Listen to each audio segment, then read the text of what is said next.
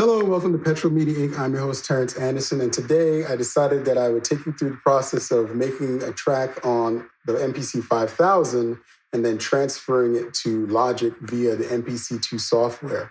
Now, this is a fun thing for me. I'm not going to tell you that you have to do it this way, or anybody who wants to be a purist and say, oh, you have to make beats on a drum machine before you use software. Software is not it.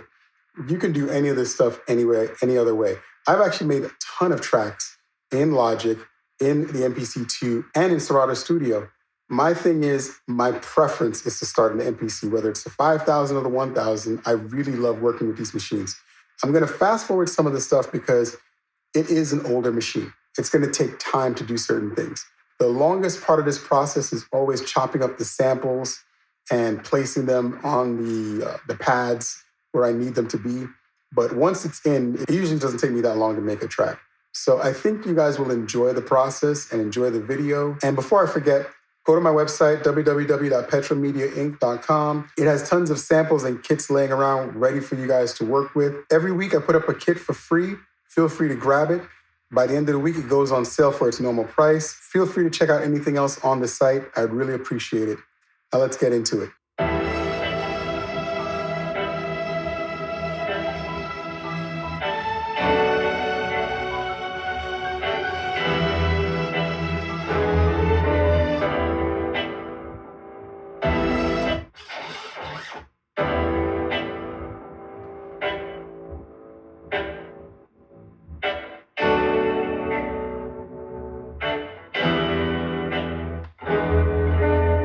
I found something I could work with, so let's see what we can do.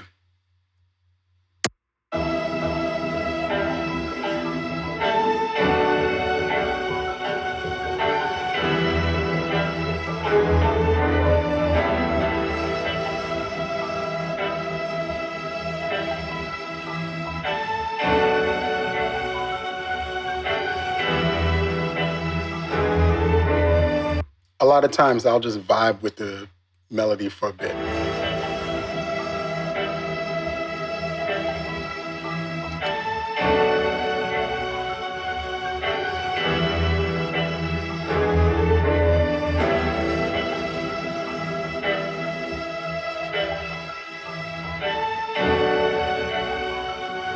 I'm just going over different directions I think this could go before I make my final decision. Searching through the whole sample, just looking for all the different parts that I might actually use.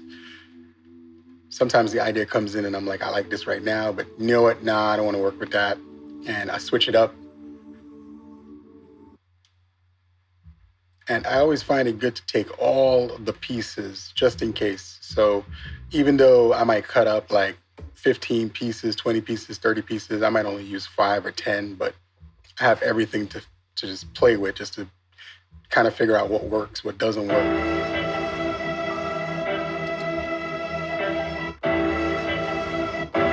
Sample chopping on the 5000 is moderately comfortable.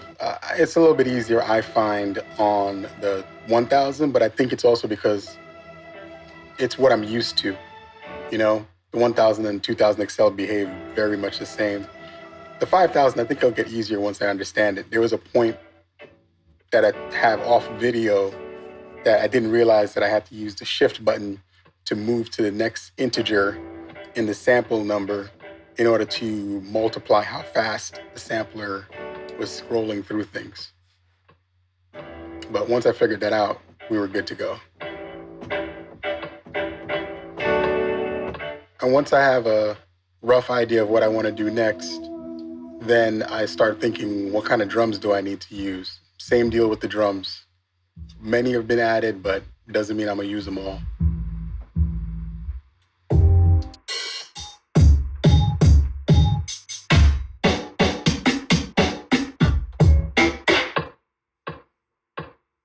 I noticed something in this hi-hat sample that was on one side on the right channel, but not on the left. And I wanted to see if I could take it out, but then it was still there, so I decided to just leave it in. The 5000 has some improvements over the 1000 and some drawbacks that I've noticed as well.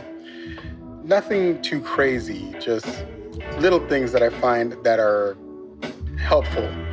Like, for example, when I'm laying down the chops from a sample onto the pads and you assign the first pad, it will, when you go to the next pad, immediately assume that you want the next one in the sample group. So if the first one is sample 1, the next one's sample 2, when you go to the next pad and you turn the program, it automatically picks sample 2, which I thought that was really cool. And then you go to the next pad and it's like, oh, you want sample 3.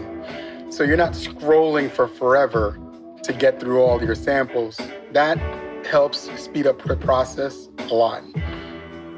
The thing I don't like from the whole sampling process in the 5000 versus the 1000 is when you're doing chops and you're asking it to select the next sample section region that you want to put down as a chop, it starts back at 1 every time. Like, I select 1 and it goes back to 1. I go select 2, it goes back to 1. That was annoying. It's something that just didn't take much to get used to, but it's a minor annoyance. I mean, really, really minor annoyance. In the 1000, it doesn't do that. It just stays where you are and waits for you to select the next region. So you pick 1, it stays at 1. You pick 2, then it goes to 3. There's no going back to 1. I think we're ready to transfer this to Logic. So to do that, I use the MPC2 software and the project feature in my last video about that. I'll link it in this video here, but it's a pretty cool way to transfer all of the data in one shot and then export for Logic. I know Logic the best because I've had like 10, probably 15 years with it. So it just makes sense for me to mix the final mix of everything there rather than reinvent the wheel. I realized it was a little too slow, so I bumped it up about 5 BPM and I used flex time to do that, which is a great feature in Logic. It's really accurate. And it preserves all the transients and transition points from the sample, the way I chopped it, so I don't have to worry about anything changing and overlapping.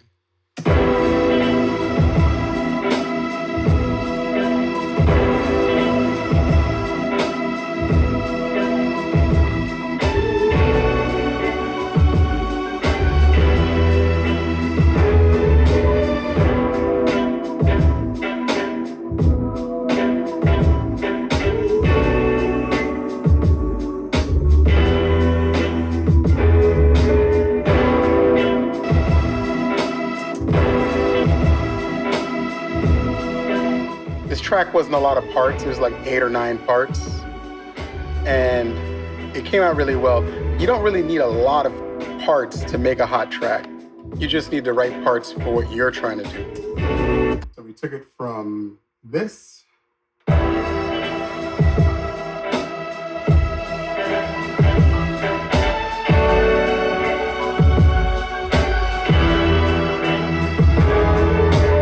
This.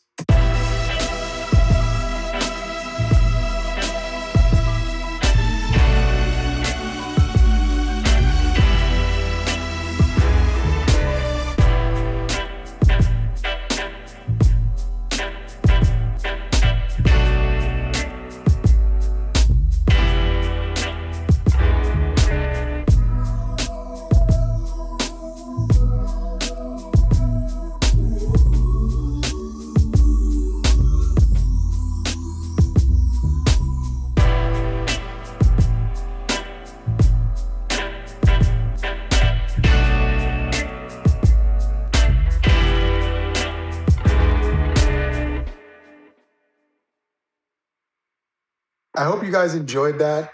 It was a fun process. Honestly, it takes longer than it looks. The video was a lot longer. I just chopped it down so it's more digestible. And I love working with these things. I don't think I'll ever stop working with the hardware first and then working with the software after. There are times when I will literally just start in software and finish in software. So it's definitely doable. I had to have some fun with it. You know what I mean? And this is just This is a fun track that I decided to play around with. Thank you very much for spending some time with me. Like, share, subscribe. Go to the website, www.petrolmediainc.com, and I'll catch you again next time.